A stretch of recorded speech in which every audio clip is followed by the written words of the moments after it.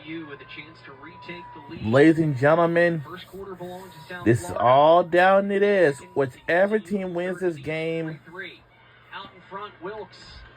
will head on for the championship against James Madison this Saturday. Possession here for East Carolina. Tremendous patience being shown on the offensive end of the field for the Pirates. They really like this setup, looking to dodge from up top, draw the slide, attack from the elbows. Shot clock under 20. Golden, who has been the hero today, 5 goals, a season best.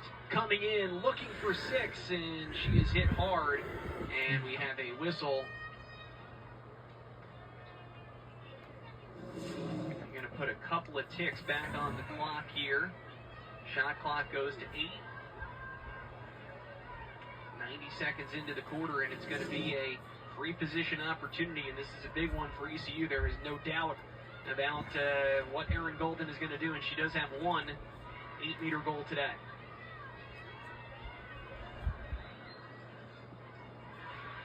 Golden inside, and Pagano comes up with a big-time save for South Florida.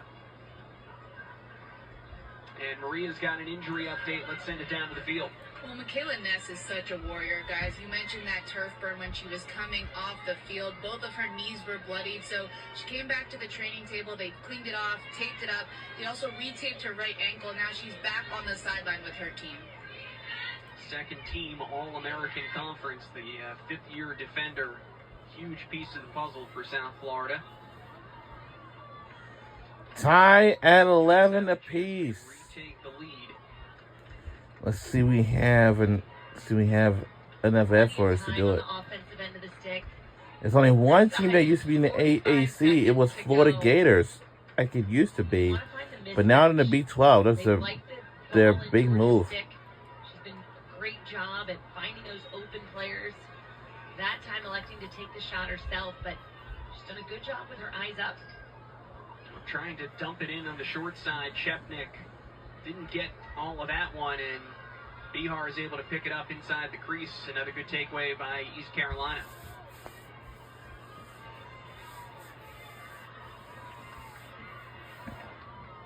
Pressure coming on that ride from South Florida once again. ECU, to their credit, only 7 turnovers tonight. They're able to get the successful clear here and set up their offense. Which team is going to strike first in quarter 4?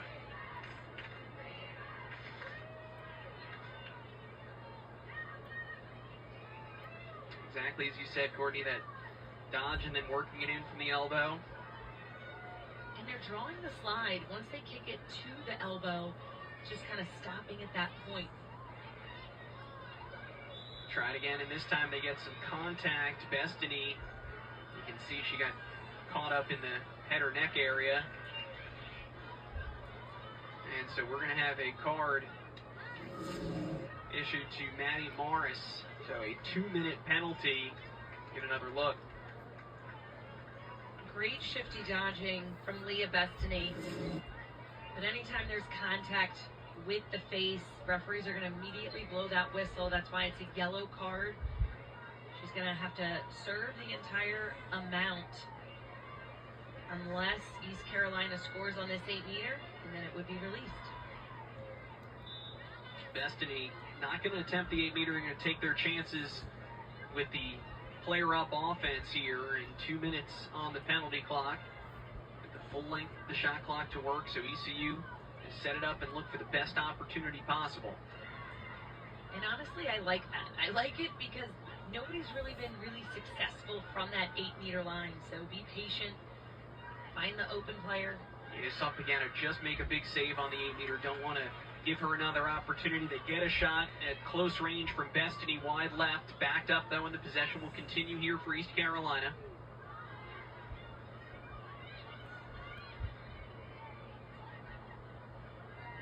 Bestany again, the long-range rip wide, kept alive.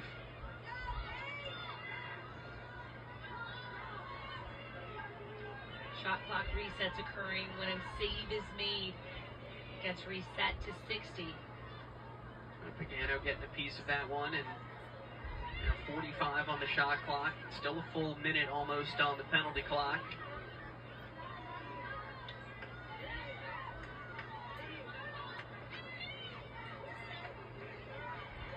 Destiny under some pressure. Ball knocked loose, and USF gets the stop. Great job by the player down defense for the Bulls. Getting possession back, super key. The Bulls got away with one right there. That was actually a held stick on the Pirates attacker, but the referees missed that one. The Bulls have possession and an opportunity to run out their yellow card, which is key. It's tough to score when you're a player down. It's released in another 8 seconds. Not a long time to wait. Still tons of time on the shot clock. Yeah, they'll have a full half of the shot clock to work here, back at even strength, and East Carolina electing not to put any pressure on the ball. They're going to concede that time, and now we're back even. 7-on-7 here in the attacking end, and USF trying to break this 11-all tie. Shot saved, and Bihar comes up with it. Another big-time save in Bihar. How about this? Over 500 tonight in save percentage. That is her 13th save against just 11 goals allowed. In a big save at that one, Juliana George was changing her location of where she was attacking from. She was up high. Nice shifty move. Got her hands free, but Bihar with the big stop. Again, difficulty on the clear. The Bulls riding hard, having that clock wind down to 60, making it less amount of time for East Carolina to have the ball and set up their offense.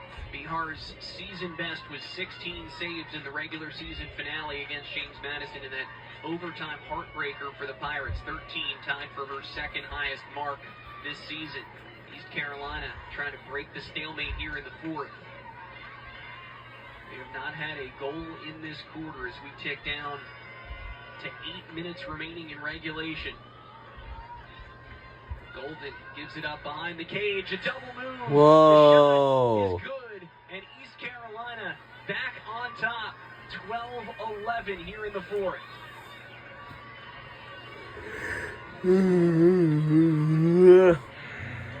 Goal number 6 for Golden. The vision. Aaron Golden with the assist. Caitlin Sclafani with the goal. ECU. We have some fans out here. They are winning this battle right now, but there's still lots of time to go. The American Lacrosse Conference Championship semifinal matchup. And we'll be right back. Don't go anywhere.